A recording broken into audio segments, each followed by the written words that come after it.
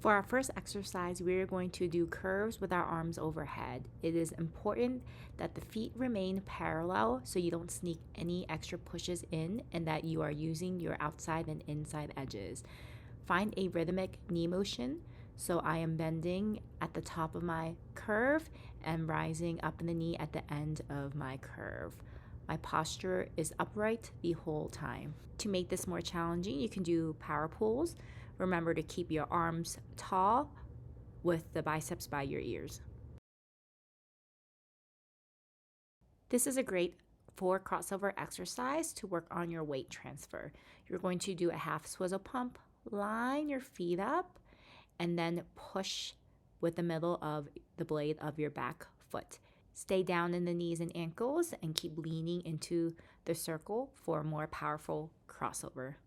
To make this exercise more challenging, we can do our double pulse crossover.